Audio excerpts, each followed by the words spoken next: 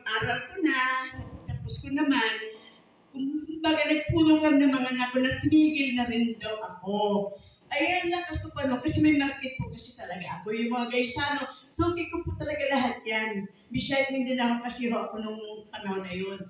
Ay ngayon po, sabi ko ng ganon, nung masubukan ko pang Senebris, kasi nagkaroon po kasi ako ng sakit. Nagkaroon po ako ng UTI. Sa dami ko pinupunta ng mga time na yon, nagkaroon po ako ng UTI.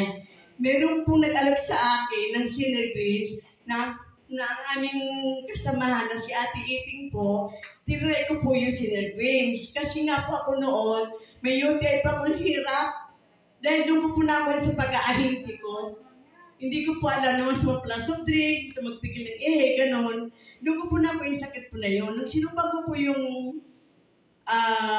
Senebris, doon po nawala yung sakit ko ng UTI, yung fatty liver ko po, yung hapo ko, doon nawala po yun. Kaya po ako, unti-unti ko po talagang gusto kong gawin negosyo ng Senebris, ng SGI po.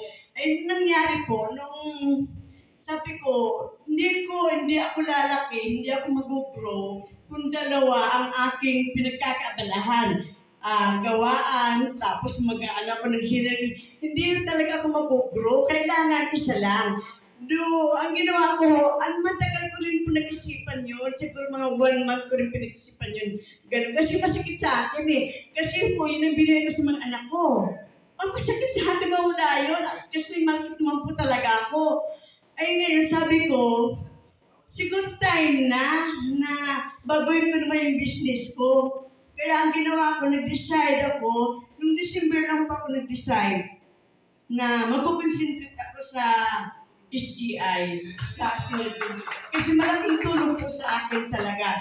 Pati ho yung mga anak ko, natuwa din sila sa akin nung sinabi ko sa kanila, nag-focus na lang ko sa Senebris, sa SGI. Kaya sabi, Mama, ito Mama, basta kung saan ka masaya, yun lang gawin mo. Kasi yung mga anak ko naman, sumusunod naman sila sa akin kung anong gusto ko. Yun lang kaganda sa mga anak ko kasi hindi naman ako nila kinokontra. Kung saan ako masaya, napayag ang mga anak ko. Kaya ako, laking pasasalamat ko dahil may SGI na nagbukas sa aking panibagong hanap buhay. Kaya ako, kahit 73 na po ako, hanggang ngayon, lumakas po ako talaga. Kasi yung mga time na yun, ang taiwan ko po noong 48, 45, 48. Eh ngayon, medyo ako na-slim nung ako ho, nagtitik lagi ng Senebris. Yun lang po, salamat po. Pero hindi po ako artista. Kita niya mga artista. Palakpakan nyo. Dito partida pa yan, hindi niya dinala yung kanyang picture. Pinarit niya po. Ang galing, ganito kalaki. Before and after. Ang taba niya po dati. Sobrang taba. Ngayon po, sobrang sexy na. Palakpakan natin at vitamin na. Okay. So, ito yun, no? Dahil sa ganda ng produkto, at sa talagang ganda rin ng opportunity, kita rin ng Tita Minda. At lagi namin siya kasama. Okay lang sa ko, ganito talaga ang multi-level marketing. Ito ang negosyo na hindi instant, no? Talagang dadaan kayo sa proseso. So, wala akong nag-umpisa dito na biglang yung mama agad. Wala akong gano'n. So, it takes process talaga. May proseso siya. At walang pupuntahan. Wala. Kundi success. Pag hindi ka tumigil. O, tita ka, o, tita, tayo ko na, tita 80 years old, mukha ng 35 ngayon. Alam niyo, ang total commission niya, hindi lang niya naglilibang-libang lang yan, 80 years old.